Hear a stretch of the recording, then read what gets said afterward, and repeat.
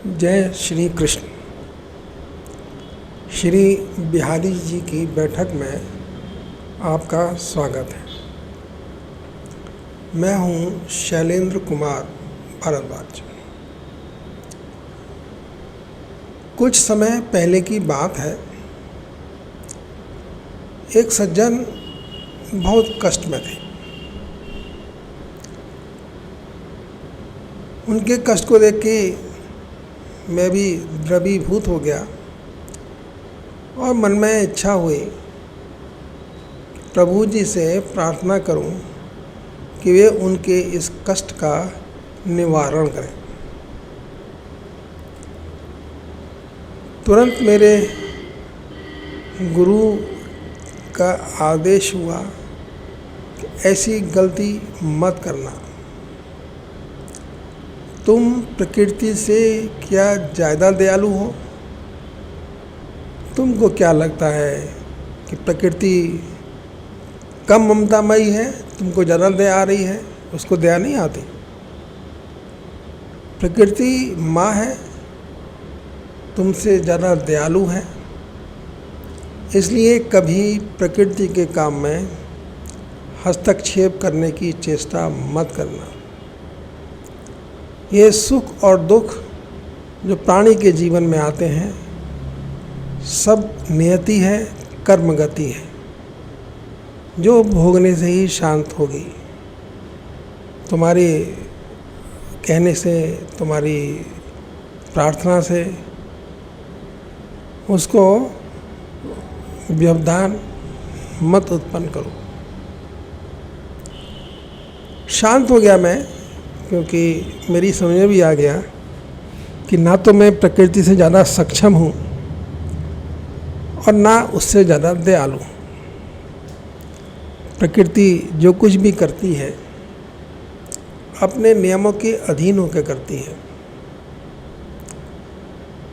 किसी ने कहा कि कोई तन दुखी, कोई मन दुखी, दुखिया सब संसार। नित्य के दैनिक कार्यक्रम में भी, दिनचर्या में भी ऐसे बहुत से लोग और घटनाएं समक्ष आ जाती हैं जिनसे दिल परेशान हो जाता है। कष्ट की कोई इंतहा नहीं है। किस तरह के अजीबो गरीब कष्ट प्राणियों को प्राप्त हो रहे हैं, ये देखकर भी मैं परेशान हो जाता हूँ। गुरुजी से जब वार्ता हुई तो उनका कहना था कि सभी प्राणी अपने अपने कर्मों की गति के अनुसार बुद्धि और मन से संचालित होते हुए कर्मों में प्रवर हैं, कर्म कर रहे हैं। तुम किसी को समझा भी नहीं सकते, क्योंकि उनकी बुद्धि में कर्मों का जो आवरण पड़ा हुआ है, उसमें तुम्हारी आवाज़, तुम्हारी बात खो जाएगी, दब जाएगी। मैंने पूछा, फिर मैं क्या करूं? कुछ ना करूं, शांत बैठा रहूं? उन्होंने कहा, तुम सिर्फ इतना प्रयत्न कर सकते हो कि प्राणी के मन के कल्मेश धुल जाएं, साफ हो जाएं। ऐसे कुछ प्रयत्न करो, इससे ज़्यादा तुम्हारे अधिकार क्षेत्र में कुछ नहीं। तो मैंने कहा, प्रभु जी क्या करूं? कोई सुनने को तैयार नहीं होता, कोई समझने को तैयार नहीं होता। किसी से अगर हरी चर्चा भी करिए तो वो कभी दाएं देखते हैं, कभी बाएं देखते हैं। और मुझे पता है कि बिना हरी चर्चा के, बिना ईश्वरी कृपा से प्राणियों के दुखों में विराम नहीं आ सकता। प्राणियों के दुखों का मूल्य कारण उनकी प्रभु से दूरी है। उनको अपने सामर्थ्य पर, अपनी बुद्धि पर, अपने इष्ट मित्रों पर ज़्यादा भरोसा है और वो सोचते हैं कि जो वो कुछ कर रहे हैं उससे उनके कष्टों का निवारण हो जाएगा। वो कष्टों के निवारण के लिए नित नए उद्यम करते हैं, और एक कष्ट का निवारण होता है तो दूसरा कष्ट शुरू हो जाता है। और मुझे समझ में आ गया है कि कष्टों का निवारण ऊपर वाले के अधीन है, प्रभु के श्री चरणों में बैठकर ही प्राप्त हो सकता है। लेकिन किसको समझाइए, कौन समझता है? प्रभु जी मुस्कुरा देते हैं। कई बार बड़ा अच्छा लगता है जब उनसे वार्तालाप होती है। सब मन का ही खेल है, मन में ही वो बोलते हैं, मन में ही मैं बोलता हूँ, मन में ही मेरे क्वेश्चन जागृत होते हैं और मन में ही उनका उत्तर प्राप्त होता है। मन की कल्पना में ही वो मुस्कुरा रहे होते हैं, मन की कल्पना में मैं भी मुस्कुरा रहा होता हूँ। लेकिन ये सब वास्तविक है, सभी कुछ कल्पनातीत है। जब इस विषय में मेरी एक बार प्रभु जी से बात हो रही थी तो उन्होंने कहा कि तुम ये बताओ, क्या कल्पना नहीं है? सभी तो कल्पना है। कल तुम किससे बात कर रहे थे? 2 महीने पहले तुम कहाँ भ्रमण पर गए हुए थे? कहाँ है वो? उसका क्या है वो? कुछ नहीं है। सिर्फ अब तुम्हारी मेमोरी के किसी कोने में तुम्हारी वो विजिट, तुम्हारी वो वार्तालाप सुप्त अवस्था में पड़ी हुई है। जब खोजोगे तो मिलेंगे, नहीं तो पड़ी रह जाएगी। तो ये सब तो कल्पना ही है। तो अगर तुम मेरी और कल्पना करते हुए प्रसन्न हो सकते हो, मेरी बातों से तुमको शांति मिलती है और तुम्हारे दुख भी खत्म होते हैं, तो फिर इसमें क्या बुराई है? अरे वो एक खराब कल्पना तुम पिक्चर देख रहे हो, वो भी कल्पना ही है। तुम जो कुछ कर रहे हो सब कल्पना ही हो रहा है। तो ये भी कल्पना कर लो कि तुम मेरे पास बैठे हो, इसमें क्या नुकसान है? नुकसान क्या है? ये कल्पना तुम्हें सुखकर है, और कई बार तुमने देखा होगा तुम्हारे दुखों के निवारण भी हो जाते हैं, तुम्हारी सब बाधाएं भी खत्म हो जाती हैं। तो तुम बताओ ना लोगों को कि मुझे विश्वास क्यों नहीं करते? अपने दुखों के निवारण के लिए प्राणियों को सब पे भरोसा है। अपनी बुद्धि पे भरोसा है, अपनी सामर्थ्य पे भरोसा है, अपने इष्ट मित्रों पे भरोसा है, डॉक्टर्स पे भरोसा है, अपने धन पे भरोसा है। मुझ पे नहीं। मेरे पास नहीं आ सकते, दुनिया में आ सकते हैं, मेरे पास नहीं आ सकते।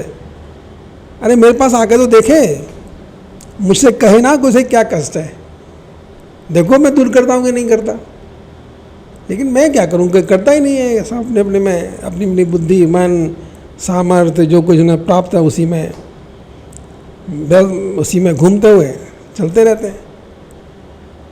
तो इसलिए ये तो प्रकृति है, ऐसे ही इसका स्वरूप है, ऐसे ही ये चलती रह सकती है। तुम्हारा कर्म तुम इतना कर सकते हो कि अपने अनुभवों को, तुम्हारी अपनी मेरे से निकटता को, और तुम जो कुछ मेरे से सीख रहे हो उसको लोगों को बताते चलो। सुने ना सुने ये उनका कर्म बोध है, कर्तव्य बोध है। तुम्हें इसके बारे में चिंता करने की जरूरत नहीं है कि तुम्हारी बात कोई सुनना या नहीं सुनना। तुम्हारा काम है मेरी चर्चा करना, तो तुम करो। कभी सोचो ना, हवा चलती है तो हवा कभी ये देखती है कि उसे कौन ग्रहण कर रहा है कौन नहीं। पानी भी नहीं करता, नदी बहती है, बहती रहती है, उसका स्वभाव है बहना, हवा का स्वभाव है चलना। प्रकृति का काम है अपने अपने हिसाब से सबको अपने अपने कर्म का फल देना। तो वो दे रही है, तुम भी देते रहो। जिसको आवश्यकता होगी या जिसको मैं चाहूँगा या जिसकी मेरे प्रति आस्था होगी, वो तुम्हारी बातों से लाभान्वित हो सकता है, नहीं भी हो सकता। तो ये तुम्हारे सोचने का काम नहीं। तुम्हारे सोचने का काम है कि जो तुम्हारे मन में है, जो तुम्हारे अनुभव हैं, जो तुमको लगता है, वो लोगों से साझा कर लो। इसके बाद तुम क्या कर सकते हो? कुछ नहीं कर सकते। मस्त रहो, मेरे पास बैठ जाओ। जो हो रहा है अच्छा हो रहा है, जो होगा अच्छा होगा, इसको मन में बांध लो। इसी के साथ अपने जीवनचर्या को निकालो। यही तुम्हारा दायित्व है और यही तुम्हारा कर्म भी है।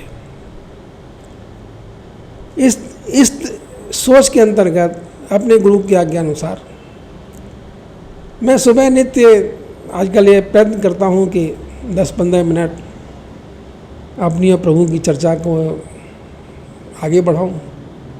सुंदर लगता है, बाद में तो सुंदर है, चुपचाप बैठ जाओ प्रभु के पास, जैसी आपकी इच्छा, जो आप करोगे सब ठीक है। कर्तव्य बोध खत्म कर दो, कर्म बोध खत्म कर दो। अगर तुमको कर्मों के प्रभाव से मुक्ति पानी है, अगर तुमको अपने कर्मों का भोग नहीं भोगना है, तो अपने आप को कर्तव्य बोध से खत्म कर दो। तुम कुछ नहीं कर रहे, तुम्हें कुछ नहीं करना। जो कुछ हो रहा है, तुम चल रहे हो तो, फिर रहे हो, बोल रहे हो, जो कुछ भी कर रहे हो, ये सब प्रभु इच्छा से कर रहे हो, तुम्हारा अपना कुछ नहीं है। तुम कुछ नहीं कर रहे, इस भावना के साथ अपनी जीवन यात्रा को चालू रखो, प्रसन्न रहो, खुश रहो, सोचना बंद कर दो, कर्म में ध्यान दो। इसी के साथ मैं आज की अपनी इस बैठक को विराम देता हूँ। धन्यवाद।